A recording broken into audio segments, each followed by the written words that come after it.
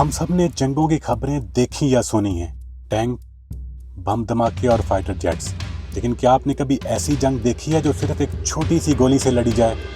ना बारूद ना खून, बस एक गोली जो देखने में तो मामूली लगती है लेकिन जिस्म में जाकर ऐसा जहर घोलती कि पूरा माशरा अंदर से तबाह हो जाता। ये कहानी है कैप्टागॉन की, एक ऐसा नशा जिसने पूरे मिडिल ईस्ट को अपनी गिरफ्त में ले लिया। और हैरानकुन बात यह कि इस गेम का सबसे बड़ा खिलाड़ी कोई ड्रग लॉर्ड नहीं बल्कि एक मुल्क का सदर था, बशार उल असद, एक ऐसा डिक्टेटर जिसने अपनी कुर्सी बचाने के लिए पूरे मिडिल ईस्ट को नशे की मार्केट में बदल दिया। तो कैप्टागॉन आखिर है क्या? ये शाम में इतना फैल कैसे गया? और सबसे अहम सवाल, एक मुल्क का सदर किसी नशे के कारोबार में क्यों और कैसे शामिल हुआ? चलें सब कुछ स्टेप बाय स्टेप समझते हैं। कैप्टागॉन कोई नई चीज़ नहीं बल्कि 1960 की दहाई में जर्मनी में बनाई गई थी, जब साइंटिस्ट ने दो केमिकल एम्फेटामिन और थियोफिलिन को मिलाकर एक ऐसी ड्रग बनाई जो जागते रहने में मदद देती थी, थकन कम करती और फोकस बेहतर बनाती थी।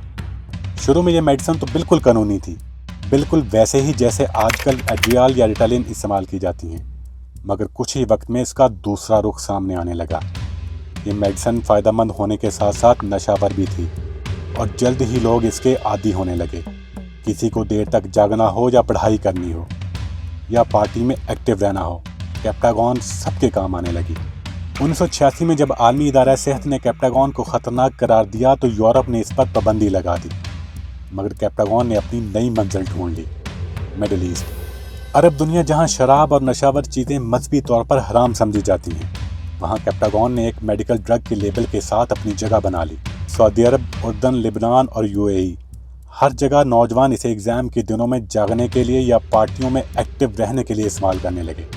मजदूर लोग लंबी लंबी शिफ्टें करने के लिए इसे लेते और अमीर लोग इसे परफॉर्मेंस ड्रग के तौर पर इस्तेमाल करते। वक्त के साथ साथ ये सिर्फ आदत नहीं रही बल्कि एक एडिक्शन बन गई और फिर ये नशा धीरे धीरे एक मुनाफा बख्श कारोबार में बदल गया। और फिर कहानी में आता है एक ऐसा किरदार जो सारी बाजी पलट देता है, बशार उल असद।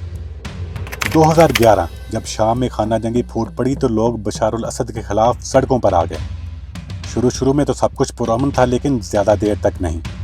जल्द ही मुजाहरीन पर गोलियां चलने लगीं और एहतजाज खून रेजी में बदल गया।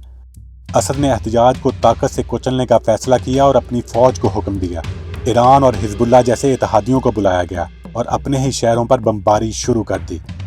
जैसे जैसे लड़ाई बढ़ती गई, शाम की इकॉनमी ज़मीन बोस होती गई, इंटरनेशनल पाबंदियां लगीं और तजारत रुक गई, यहाँ तक कि हुकूमत के पास अपने लोगों को तनख्वाहें देने के भी पैसे न बचे।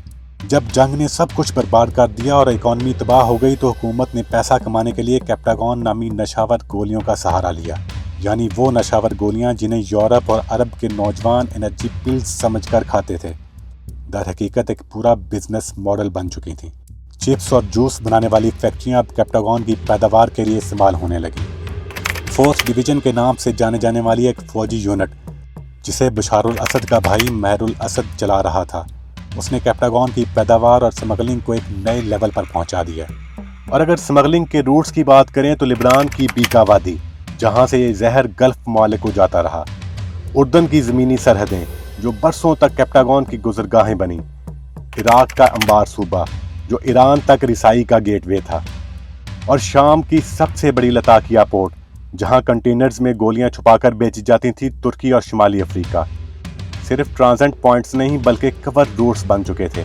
और सबसे ज़्यादा निशाना बनने वाले मुल्कों में सऊदी अरब, यूएई, कुवैत, यूरोप के कुछ हिस्से और शुमाली अफ्रीकी ममालिक जैसे लीबिया और मिस्र, जहां ये गोलियां रेव पार्टीज़ और अंडरग्राउंड मार्केट्स में खुलेआम मिलती थीं।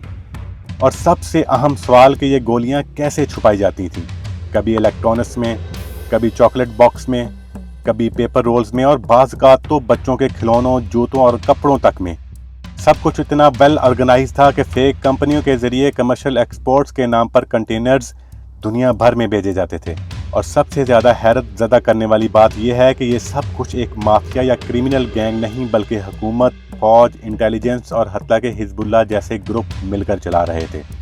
लबनान में हिजबुल्लाह ने मुकामी नेटवर्क्स को तहफ़्फ़ुज़ दिया, रास्ते दिलवाए और मुनाफे में हिस्सा लिया।